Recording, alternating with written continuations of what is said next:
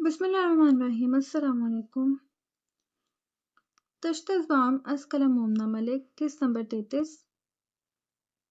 मुज़म्मिल, तुम्हें ज़रूरत क्या थी उसके मत्थे लगने की? ज़ुल्कैफ़ भड़क कर बोला। बड़ी वो खुद आई मेरे तक। वो मिनमिनाया। खुद आई माय फुट। मेरा सवाल है कि तुमने एक सरभरी को मेरा एड्रेस क्यों दिया मुज़म्मिल? उसने चिल्ला कर पूछा कि उसके बगल में बैठा डॉक्टर तिलमिला गया। आपने पट्टी करवानी है या मैं जाऊं? वो बोला ही था कि ज़ुल्कैफ़ ने उसे घूर कर देखा। फीस लेनी या चपेड़ें? ये बहुत बदतमीज शख्स अपने दोस्त की तरह अब एक डॉक्टर की भी इज्जत अफजाई करने वाला था। डॉक्टर साहब ने सब्र का घूंट पीकर अपने हाथ चलाए।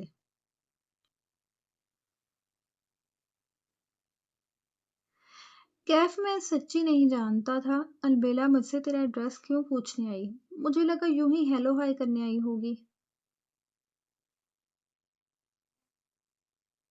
तुम इतने बेवकूफ लगते तो नहीं। उसने लताड़ने में जरा लिहाज नहीं रखा। गालियां और एक अदद मुक्का तो दरवाजे में ही नवाज दिया था। बेटे, अब तुम अपनी खैर मनाओ। दिलदार लाला आते हैं तो तुम्हारा फैसला वही करेंगे। उसने मजे से कहते सोफे से टेक लगा ली। डॉक्टर चुपचाप अपना काम कर रहा था।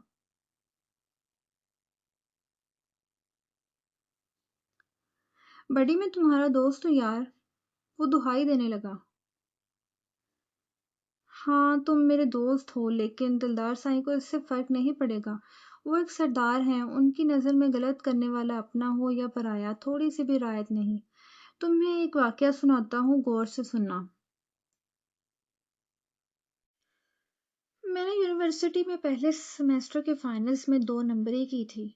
खर्चा पानी लगाकर सीजीपीए बनवाई।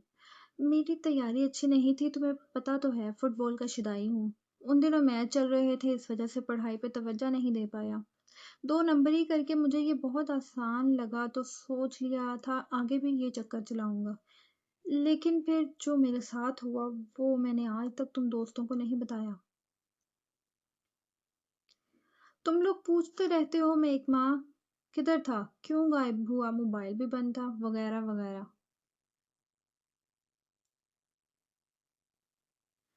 उसने वक्फा लेते पानी का गिलास उठाकर 2 घूंट हलक में उतारे। मुजम्मिल उसके आगे बोलने का बेताबी से इंतजार करने लगा। जुल्कैफ ने सर पीछे फेंक कर गहरी सांस ली। मुजम्मिल को लगा वो अब बोले कि तब बोले, लेकिन उसने गुनगुनाना शुरू कर दिया। शायद वाकया तमाम खत्म शुद।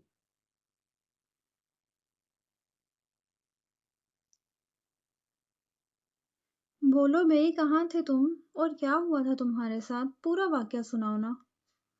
मुजम्मिल को वाकया जानने से ज्यादा ये मालूम करने में दिलचस्पी थी जुल्कैफ के साथ हुआ क्या जो वो 1 महीना गायब था। उसे अच्छे से याद था जब वो वापस आया तो कितना अजीब लग रहा था।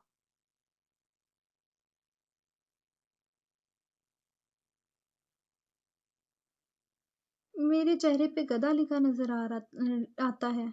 जो मैं तुम्हें वो बात बताऊं जो इतने साल तक नहीं बताई। तुम्हारी मालूमात के लिए इतना काफी होगा कि दिलदार लाला को मेरी हरकत का पता चल गया था।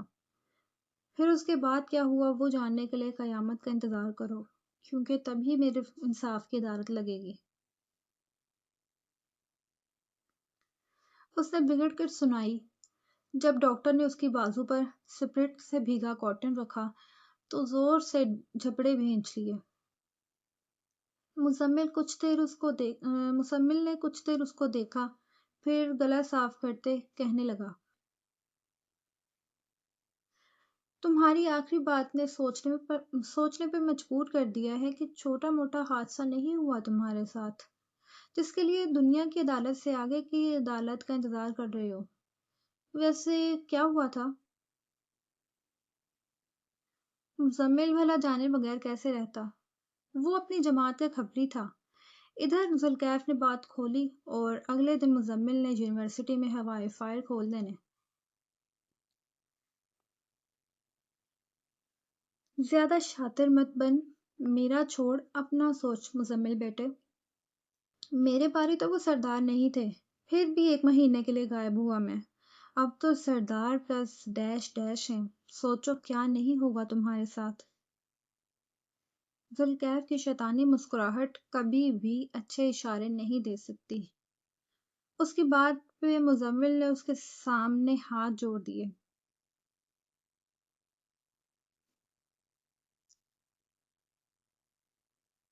معاف کرنا کیف، لیکن میں کہنا چاہتا ہوں تمہارے ساتھ وہی ہوا ہوگا جس لائق تم ہو۔ میں جا رہا ہوں خود نمٹنا اپنے سردار لالے سے۔ وہ غصے سے کہہ کر جانے لگا، پھر اچانک کسی خیال کے تحت دوسری طرف جانے لگا۔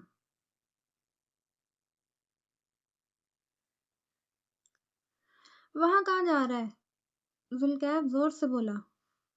البیلا صاحبہ کو دیکھنے، اس نے بنا رکے بتایا۔ واپس آ جا اور نکل، بلکہ دفع ہو یہاں سے، اس نیم حکیم کے ساتھ، خبردار جو اس کے پاس گیا۔ وہ دانت کچکچا کے بولا۔ زخم پہ تکلیف سے اس کی جان آدھی ہو رہی تھی۔ کیوں؟ وہ رک کر پلٹا، ذوالکیف کی طرف دیکھا جو اس کو عجیب نظروں سے دیکھ نہیں بلکہ گھور رہا تھا۔ ہم خان ہیں مزمل، ہماری عورتیں ہماری غیرت ہوتی ہیں۔ یہ لڑکی میرے بھائی کی بیوی ہے، اس کے قریب ہرگز مت جانا ورنہ ادھیڑ دوں گا تمہیں۔ اس کی دھمکی کو مزمل نے ہوا میں اڑا کر طنز سے ابرو اٹھائی۔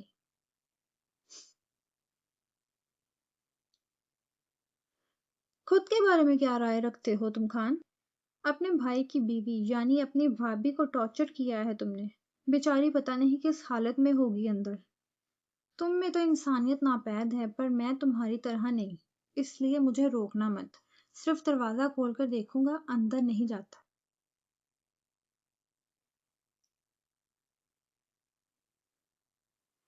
اس نے گھوم کر واپس قدم کمرے کی جانب بڑھائے۔ ذوالکیف کا میٹر گھوم گیا۔ ڈاکٹر کو پرے دھکیل کر اس نے چپل اٹھا کر پیچھے سے ماری۔ چپل اٹھتے ہوئے مزمل کی کمر پہ بجی۔ تکلیف سے بلبلاتے مزمل نے 2 3 موٹی موٹی گالیاں نکال چھوڑی۔ ڈاکٹر کا چہرہ لال پیلا ہو گیا۔ بس بہت ہو چکا، اب وہ یہاں مزید نہیں بیٹھ سکتا۔ انہیں بھاڑ میں جھونک کر اپنا سامان بیگ میں ٹھونسنے لگا۔ وہیں ذوالکیف نے دوسری چپل اٹھائی کہ تبھی گھنٹی کی آواز کے ساتھ دروازے پہ زوردار دستک ہونے لگی۔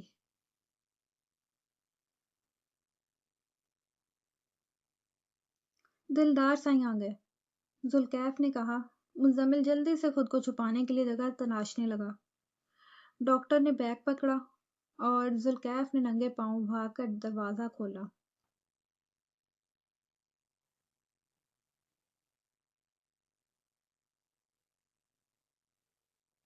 شام کے سائے پھیلنے لگے تھے۔ دلدار کی گاڑی کافی سپیڈ سے آگے بڑھ رہی تھی۔ ذوالکیف جس فلیٹ میں ٹھہرا تھا وہ شہر سے دور کم آبادی والی جگہ پہ تھا۔ اس فلیٹ کے بارے میں دلدار اور ذوالکیف ہی جانتے تھے۔ یہ فلیٹ دلدار نے کسی اور کے نام سے خرید رکھا تھا۔ یہ تب کی بات تھی جب وہ پاکستان میں نہیں تھا اور اسے یہ فلیٹ پسند آ گیا۔ تب وہ فوری طور پر پاکستان نہیں آ سکتا تھا، تبھی سمارا ارمان کے نام سے فلیٹ خرید لیا۔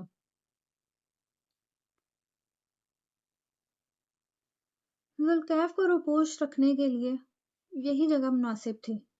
وہ لندن سے بنا اطلاع کے لوٹا تھا، اب نہ تو واپس جایا جاتا نہ سامنے آ سکتا تھا۔ اسی وجہ سے دلدار نے اسے فلیٹ میں رہنے کو کہا۔ اس کی ہدایت تھی کہ کسی کو پاکستان کے نمبر سے فون نہیں کرنا یا اپنی واپسی کا نہیں بتانا۔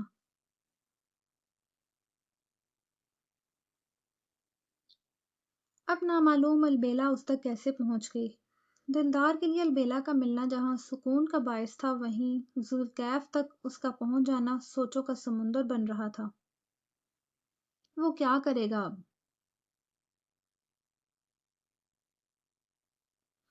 البیلا نے تو باپ کے قاتل کو ہاتھ سے جانے نہیں دینا اور دلدار نے اس کے ہاتھ ذوالکیف تک آنے نہیں دینے۔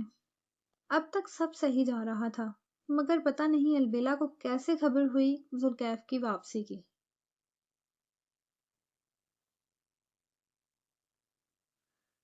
جو ہو گیا سو ہو گیا، اب آگے کیا کرنا؟ ٹھنڈے ذہن سے سوچنے کی ضرورت ہے۔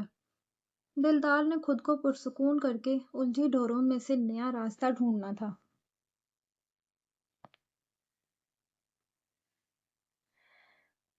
فلیٹ کے باہر پہنچ کر اس نے گھنٹی کے ساتھ دستک دی تھی۔ چند سیکنڈ میں دروازہ کھلا۔ ذوالکیف روبرو تھا۔ اس نے سلام کیا۔ دلدار نے ایک سنجیدہ نظر اس کو اوپر سے نیچے تک دیکھا، پھر 2 قدم چل کر اندر آ گیا۔ سامنے ہی حیران پریشان سا ڈاکٹر کھڑا تھا اور کچن کاؤنٹر کی کرسی پہ کوئی منہ چھپا کے بیٹھا ہوا تھا۔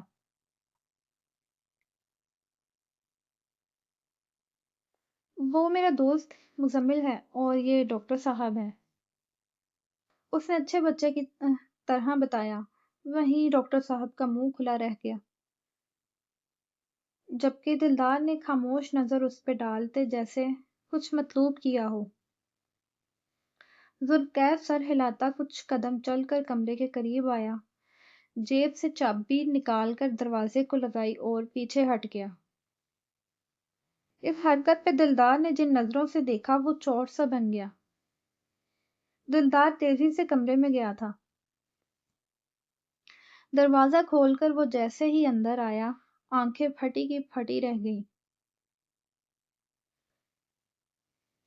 سامنے کھڑکی کی گرل سے اس کے ہاتھ اوپر کو بندھے ہوئے تھے، منہ پہ ٹیپ چپکائی تھی، گھٹنے زمین پہ ٹیکے، گردن ڈھلکی ہوئی، شاید بے ہوش تھی۔ دلدار دیوانہ وار اس کی طرف بڑھا۔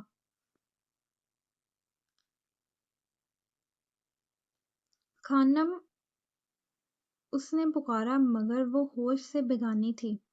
اس کے ہاتھ کھول کر منہ سے ٹیپ ہٹائی۔ البیلا خانم اٹھیں، ہوش میں آئیں۔ ذوالکیف خانزادہ، پانی لاؤ۔ آخر میں وہ جس قدر زور سے چلایا تھا، ذوالکیف پانی لینے کچن کی طرف بھاگا۔ دلدار نے البیلا کو اٹھا کر بیڈ پہ لٹایا، چہرہ تھپکا، ٹھنڈے ہاتھوں کو گرمائش فراہم کی، لیکن وہ ہوش میں نہ آئی۔ دلدار خانزادہ کا دل منہ کو آ رہا تھا۔ لالا پانی۔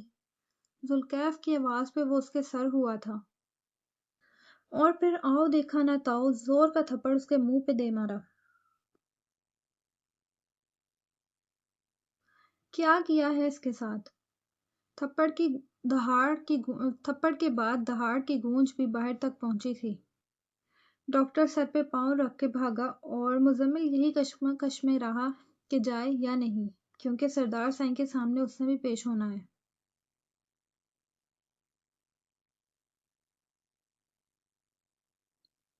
یہ بہت ہنگامہ کر رہی تھی، چیزیں توڑ پھوڑ کر شور مچا رہی تھی، چیخ رہی تھی، کوئی سن نہ لے اس لیے تم نے اسے باندھ دیا۔ دلدار نے اس کا جملہ مکمل کیا۔ ذوالکیف چہرے پہ ایک ہاتھ رکھے ذرا سا سر ہلا گیا۔ شرم نہیں آئی ایسی حرکت انجام دیتے؟ کیسے مرد ہو؟ ایک نازک جان کو قابو کرنے کے لیے تم نے اس کو جانور کی طرح باندھ دیا۔ اس کے سوال کا جواب ذوالکیف کے پاس تھا کہ ایسی سربری کو نازک جان کہنا نزاکت کی توہین ہے، لیکن اظہار رائے سے بہتر چپ رہا۔ تمہارا علاج تو میں بعد میں کرتا ہوں، جاؤ اپنے دوست کو روانہ کر کے لاؤنج میں بیٹھو۔ ذوالکیف کے ہاتھ سے پانی کا گلاس چھین کر وہ البیلا کے پاس بیٹھ گیا۔ ذوالکیف ضبط کرتا باہر نکلا۔ ذوالکیف، مزمل اس کے پاس آیا۔ مزمل، جاؤ یہاں سے، اس نے بازو چھڑا کر کہا۔ لیکن ذوالکیف، میں نے کہا نہ جاؤ۔ اس نے دانت کچکچا کر جس حد پہ پہنچ کر ایسے کہا تو مزمل کو چلے جانے میں ہی بھلائی نظر آئی۔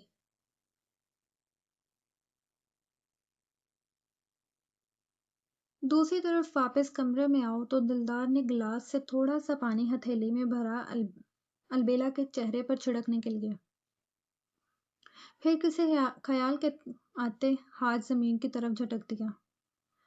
پانی کے قطرے فرش پہ پھیل گئے۔ اس نے البیلا کو اس کی چادر میں لپیٹ کر اٹھایا اور کمرے سے نکل گیا۔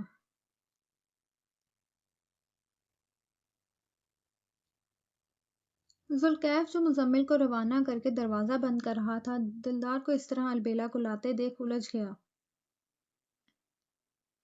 آپ کہاں لے جا رہے ہیں اس کو؟ اس نے پھر بھی پوچھ لیا۔ دلدار نے رک کر اسے دیکھا۔ تمہارے حق میں بہتر ہے میرے منہ مت لگو، اور ہاں، اپنا سامان باندھ لو۔ 2 گھنٹے کا وقت دے رہا ہوں۔ میرے فون کرنے تک یہاں سے نکلنے کی تیاری مکمل ہو جانی چاہیے۔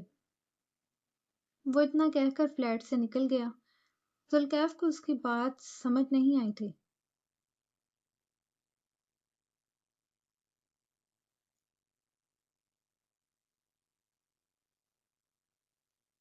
پلوشا کو وہ گھر سے فاصلے پر چھوڑ گیا تھا، اس لیے تحریم بیگم کو دلدار کے ساتھ آنے کا علم نہیں ہو سکا۔ 3 گھنٹے بعد دروازے پہ ایک بندہ بلی کا بچہ اسے دینے آیا تھا۔ تب تحریم بیگم اوپر والے پورشن میں تھی۔ پلوشا نے چپکے سے وہ لیا اور سمر کے پاس آ گئی۔ سمر بیڈ ریسٹ پہ تھا، مزید 2 ہفتے یوں ہی رہنے والا تھا۔ دن میں ایک تھراپسٹ آتی تھی، پڑھائی گھر سے کر رہا تھا۔ البیلا کے بارے میں امی نے نہ جانے کیا کہہ کر چپ کروایا تھا، ورنہ ہر وقت آپی آپی کی گردان کرتا رہتا۔ آپی یہ تمہیں کہاں سے ملا؟ چھوٹا سا وجود سفید پٹی میں جکڑا ہوا اس وقت سمر کے ہاتھوں میں میٹھی نیند سو رہا تھا۔ ڈاکٹر نے شاید دوائی دی تھی جو بنا ہلے جلے گہری غنودگی میں تھا۔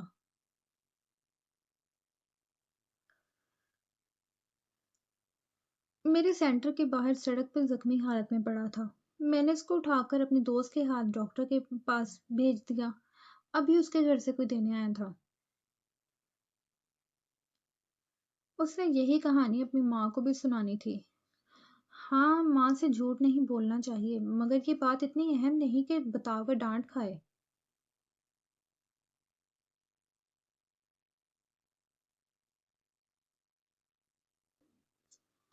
تمہاری دوست کتنی گندی ہے، بجائے اس کو پاس رکھتی اس نے تمہارے حوالے کر دیا۔ سمر نے برا سا منہ بنا کر کہا۔ اوئے مڑا بدتمیز بچے، تم نے میری دوست کو گندی کہا؟ اور میں نے کتنی مرتبہ بولا ہے مجھے آپ کہا کرو، تمہیں سمجھ نہیں آتی میری بات؟ وہ اس کو گھور کر بولی۔ ایک یہ 2 فٹ کا بچہ ہی اس کے روب میں آ سکتا تھا، باقیوں کے انگوٹھے کے نیچے تو وہ آئی رہتی تھی۔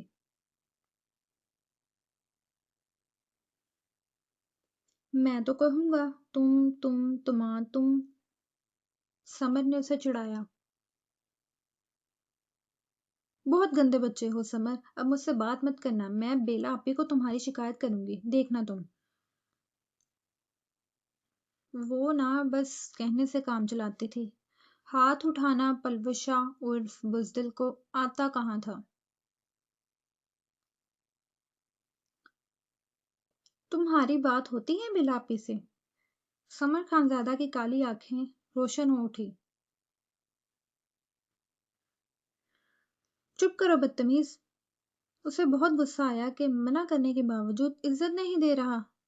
وہ اٹھ کر باہر نکل گئی۔ سمر منہ بگاڑ کر بلی کے سر پہ ہاتھ پھیرنے لگا۔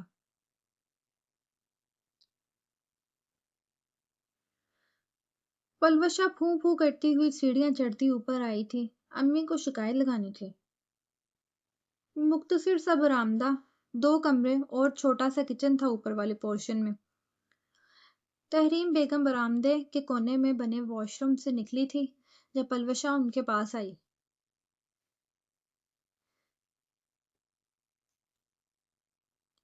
امی وہ سمر میرے ساتھ بدتمیزی کر رہا ہے۔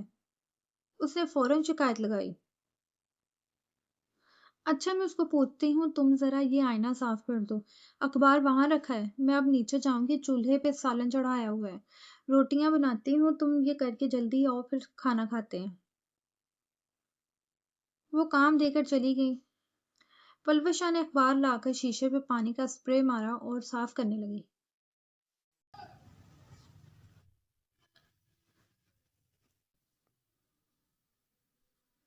10 منٹ بعد وہ نیچے تھی۔ کھانا تیار ہوا تو سمر کے پاس ہی دسترخوان لگا لیا۔ سمر کو تحریم بیگم اپنے ہاتھ سے نوالے بنا کے کھلا رہی تھی۔ پلوشا بگڑے موڈ کے ساتھ نوالے داڑھ میں دبا دبا کر کھاتی ہوئی انہیں ہی دیکھ رہی تھی۔ امی نے میرے ساتھ بدتمیزی کی تھی۔ جب مزید نہ دیکھا گیا تو یاد دلایا کہ بجائے ڈانٹنے کہ آپ اس کو شہزادوں کی طرح ٹریٹ کر رہی ہیں۔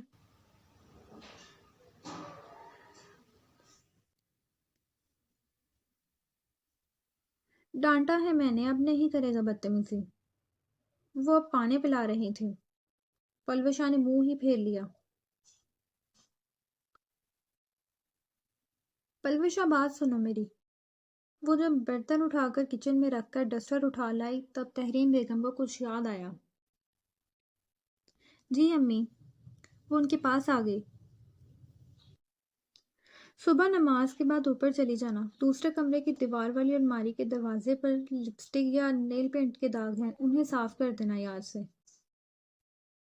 فجر کے بعد؟ اندھیرا ہوتا ہے، کیا ناشتے کے بعد چلی جاؤں؟ وہ اندھیرے سے بہت ڈرتی تھی، تبھی یہ کہا۔ مرضی ہے، پر 10 بجے سے پہلے کر آنا، ایسا نہ ہو وہ دروازے پر آ چکے ہو اور تم ابھی تک نیچے ہی گھوم رہی ہو۔ کیا مطلب امی کوئی آ رہا ہے ہمارے گھر؟ تجسس بھرا سوال کیا۔ بہت دن ہو گئے، نہ وہ کہیں گئے نہ کوئی ان کی طرف آیا۔ ہاں، ہماری نئی کرایہ دار ہیں بلقیس بی بی، انہوں نے عام الفاظ میں بتایا۔ کرایہ دار؟ پلوشا کو زوردار جھٹکا لگا تھا۔ دماغ میں چھم سے وہ لڑکیاں آئیں جنہیں کرایہ دار رکھ کر کتنی بڑی مصیبت گلے لگائی تھی۔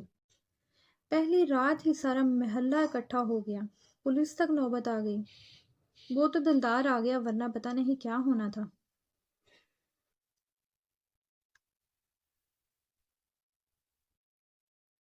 میں سمجھ رہی ہوں تم جو سوچ رہی ہو، فکر مت کرو، میں نے اس بار ہر طرح کی تسلی کر لی ہے۔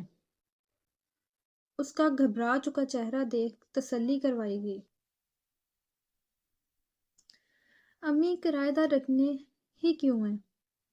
اگر خرچوں کی وجہ سے مجبور ہیں تو میں اسکول میں جاب کر لیتی ہوں، لیکن پلیز آپ یہ مت کریں، مجھے بہت ڈر لگ رہا ہے۔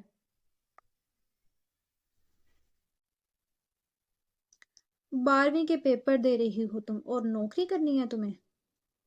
ان کے تیور کچھ بگڑتے نظر آئے تو پلوشا کا دل سکڑنے لگا۔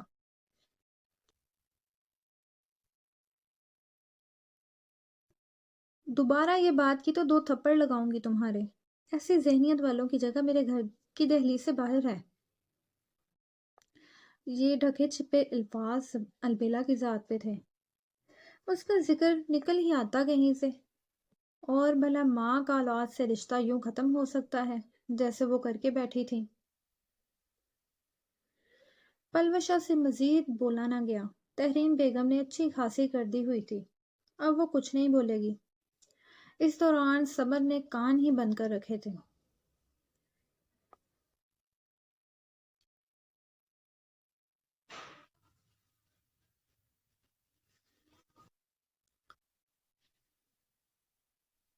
وہ اسے اسپتال لے آیا تھا۔ ویسے تو ضرورت نہیں تھی، لیکن دلدار نے کچھ سوچ کر یہ کیا تھا۔ البیلا کو پرائیویٹ کمرے میں نرس کے حوالے کر کے وہ اپنا سوچا گیا منصوبہ ترتیب دینے نکلا تھا۔ فون کے ذریعے ہی اسے سب گھما دینا تھا۔ کافی دیر بعد اس کی واپسی ہوئی۔ البیلا کو ہوش آ گیا تھا۔ اسے بتایا گیا کہ اس کا شوہر اسے یہاں لایا ہے۔ یہ سن کر وہ چپ سی رہ گئی۔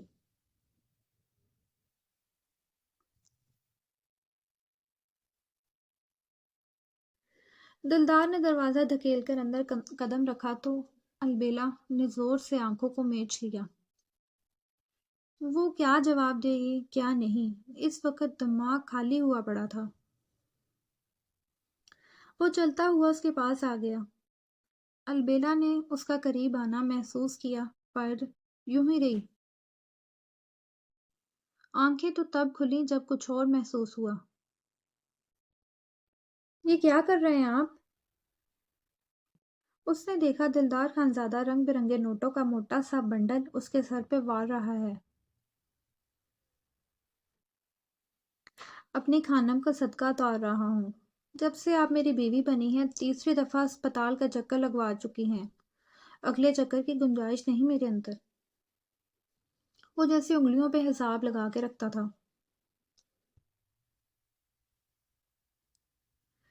اپنی زندگی سے کیوں نہیں نکال دیتے پھر؟ یقیناً سلامت رہوں گی۔ میں نے بھی نوٹ کیا ہے آپ میرے حق میں سیاہ بخت ثابت ہوئے ہیں۔ اس نے تنفر سے کہا۔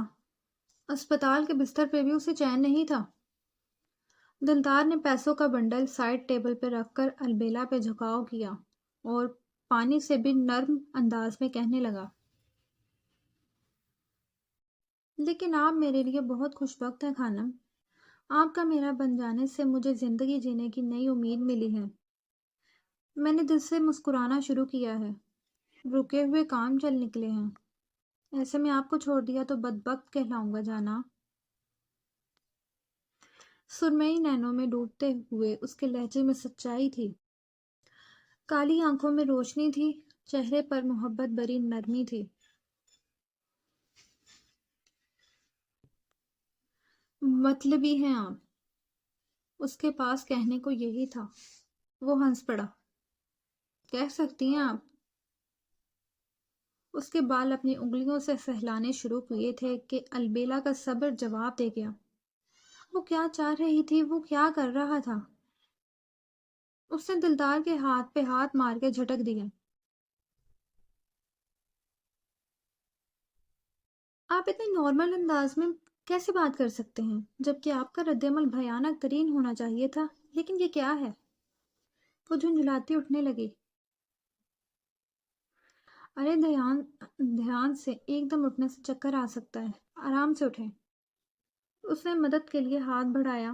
الویرا نے پھر ہاتھ مار کے پرے کر دیا۔ وہ خود سے اٹھ کر بیٹھ گئی۔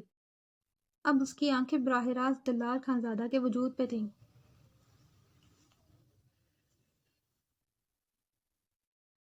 میں یہاں کیوں ہوں؟ کون لایا مجھے یہاں؟ سرد مہری سے سوال پوچھا۔ آپ یونیورسٹی میں بے ہوش ہو گئی تھی، میں آپ کو لینے آیا ہوا تھا کہ مجھے اطلاع ملی تو میں ہی آپ کو یہاں لایا ہوں، اسپتال لایا ہوں۔ یونیورسٹی میں بے ہوش؟ یہ جھوٹ ہے، ایسا کچھ نہیں ہوا۔ میں تو وہاں گئی تھی۔ وہ کہتے کہتے رک گئی۔ کہاں گئی تھی آپ؟ دلدار نے انجانے پن سے کریدا۔ ذوالکیف کے فلیٹ گئی تھی میں۔ وہ چیخ اٹھی۔ میں قاتل کو سبق سکھانے گئی تھی اس کے فلیٹ۔ شہر سے دور ویران سا علاقہ تھا وہ۔ اس نے خود کو بھی یاد دلایا۔ کیا بکواس ہے یہ خانم، آپ ذوالکیف کے کس فلیٹ کی بات کر رہی ہیں؟ اور ذوالکیف یہاں کیسے ہو سکتا ہے؟ وہ ملک سے باہر ہے اور آپ یونیورسٹی میں تھی۔ دلدار کے تاثرات واقعی حیرانی بھرے تھے۔ اس کے انداز سے بالکل نہیں لگ رہا تھا کہ وہ جھوٹ بول رہا ہے۔ اگر وہ سردار نہ ہوتا تو ایک بہترین اداکار ہوتا۔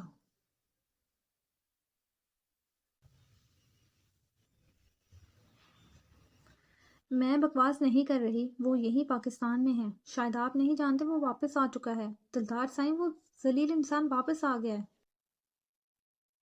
البیلا شاید خود نہیں جانتی کیا کہہ رہی ہے۔ اس شخص کو انجان کہہ رہی ہے جسے گیم کا ماسٹر مائنڈ سمجھتی ہے۔ اب مان کیوں نہیں لیتی کہ وہ واپس نہیں آیا؟ دلدار نے اس کو جھنجھوڑ کر رکھ دیا۔ آیا ہے، میں نے اپنی آنکھوں سے دیکھا۔ میں نے اس کے ہوکی ماری، چاقو مارا، اس کا منہ اور بازو زخمی ہوئے تھے۔ آپ یقین کیوں نہیں کر رہے میرا؟ وہ بری طرح چیخی تھی۔ دروازہ ہلکا سا کھلا ہونے کی وجہ سے لوگ اکٹھے ہو رہے تھے۔ دلدار نے کچھ سوچ کر سر ہلایا۔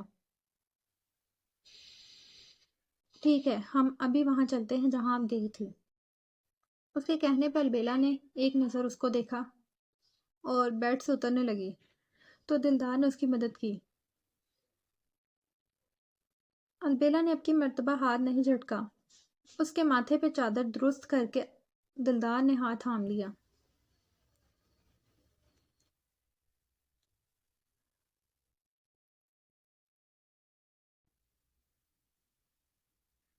آسمان پہ سیاہی پھیل چکی تھی. وہ راستے سمجھا کر دلدار کو وہاں تک لے ہی آئی تھی، اور وہ میسنا سردار ساری کارروائی میں بھولا سا پریشان سا بنا ہوا تھا. بالکل صحیح فلیٹ نمبر پہ رک کر انہوں نے بیل بجائی. دلدار حیران تھا کہ اس کی سردارنی کا دماغ کتنا شارپ ہے. یہ فلیٹ ایسی جگہ پہ تھا کہ شروع میں تو اکثر وہ بھی راستہ بھول جایا کرتا. یہ تو پھر رات کے اندھیرے میں لے آئی. 2 منٹ بعد دروازہ کھلا. جو چہرہ سامنے آیا البیلا نے الجھ کر دیکھا، پھر خود ہی راستہ بناتی اندر گھس گئی.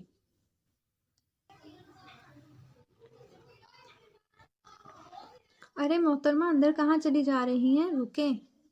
وہ آدمی اس کے پیچھے جانے لگا تھا کہ محترمہ کے محترم نے اس کا کالر پیچھے سے دبوچ لیا.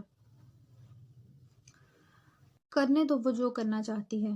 زیادہ کردار میں گھسنے کی ضرورت نہیں. جب اشارہ کروں تب بولنا. اس نے آنکھیں دکھا کر اسے ایک طرف کھڑا کر دیا اور خود البیلا کے پیچھے چلا گیا. وہ سیدھا کمرے میں آئی تھی، وہی کمرہ جہاں ذوالکیف نے اس کو بند کیا. اس نے توڑ پھوڑ کی تو ذوالکیف نے آ کر اسے کھڑکی سے باندھ دیا، منہ پہ ٹیپ چپکا دی. لیکن اب یہاں وہ ٹوٹا بکھرا سامان نہیں تھا. اور ذوالکیف کا خیال آتے ہی وہ ادھر سے ادھر اس کو ڈھونڈنے لگی. دلدار دونوں بازو سینے پر باندھے اس کے پیچھے پیچھے تھا. البیلا نے فلیٹ کا کونا کونا چھان مار لیا، پر ذوالکیف کا نشان تک نہ ملا. یہ کیسے ہو سکتا ہے؟ وہ اسی جگہ پہ تھا. لاؤنج کے بیچوں بیچ رک کر اس نے سر پکڑ لیا. دلدار نے دیوار کے ساتھ لگے آدمی کو اشارہ کیا تو وہ آگے بڑھا. محترمہ، آپ جس تہذیب سے میرے گھر میں گھسی ہیں، ابھی پولیس بلا سکتا ہوں، لیکن آپ اچھے گھر سے لگتی ہیں، اس لیے صرف یہ کہوں گا ابھی کے ابھی میرے گھر سے چلی جائیں. اس نے اپنے انداز میں غصہ شامل کرنے کی ناکام کوشش کی تھی. دلدار نے فوری طور پہ گھوری سے نوازا. نکل جائیں میرے گھر سے. اب کہ اس نے زور سے کہا. البیلا نے سر اٹھا کر اس کو دیکھا. آپ کا نہیں، یہ ذوالکیف خانزادہ کا گھر ہے، اس نے جتانے والے انداز میں سنایا. کون ذوالکیف خانزادہ؟ آدمی نے آنکھیں نکال کر پوچھا. وہی جس کو تم نے چھپا دیا ہے. وہ ایک مجرم ہے. بتاؤ کہاں ہے وہ، یا میں پولیس کو بلاؤں؟ پولیس کی دھمکی پہ آدمی نے ہڑبڑا کر دلدار کو دیکھا، جو چپ چاپ کھڑا انہیں الجھتا دیکھ رہا تھا. لگتا ہے پولیس کو مجھے ہی بلانا پڑے گا. آپ ایسے نہیں جائیں گے؟ اس نے اپنی طرف سے داؤ کھیلا. وہیں دلدار نے معاملہ سمیٹنے کی نیت سے قدم اٹھائے. خانم دیکھ لیا نا، وہ یہاں نہیں ہے. اب چلیں. البیلا کو کندھے سے پکڑ کر ساتھ لگاتے چلنے لگا، پر وہ جانے سے انکاری تھی. یہ آدمی جھوٹ بول رہا ہے. اس نے ذوالکیف کو چھپا دیا ہے. یہ ملا ہوا ہے اس کے ساتھ. آپ پولیس کو بلائیں، میں نے اس کے خلاف کمپلین کرنی ہے. اس نے خود کو دلدار کی گرفت سے نکالنا چاہا، پر وہ حصار قائم کیے رہا. جس طرح ہم کسی کے گھر میں داخل ہوئے ہیں، مقدمہ ہم پہ درج ہوگا. سمجھداری یہی ہے کہ ہم یہاں سے چلے جائیں.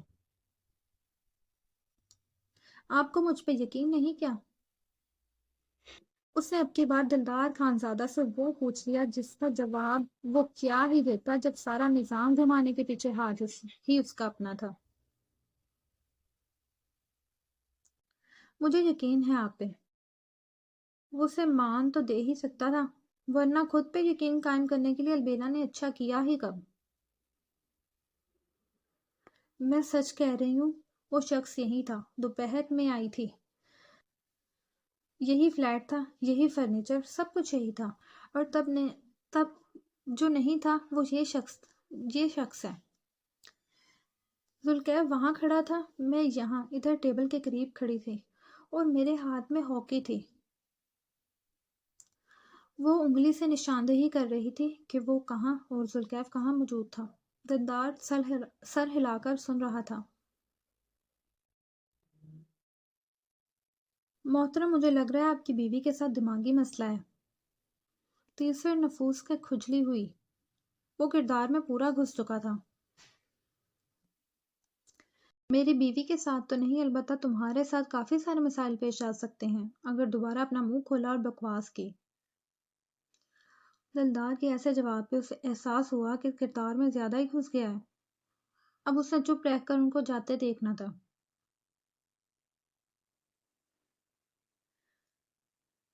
وہ البیلا کو سمجھا رہا تھا کہ ان کا یہاں رکنا صحیح نہیں، اور وہ کہہ رہی تھی پولیس کو بلاؤ، یہ کرو وہ کرو۔ دلدار پھر جیسے تیسے الفاظ کے جال میں پھنسا کے فلیٹ سے باہر لے ہی آیا۔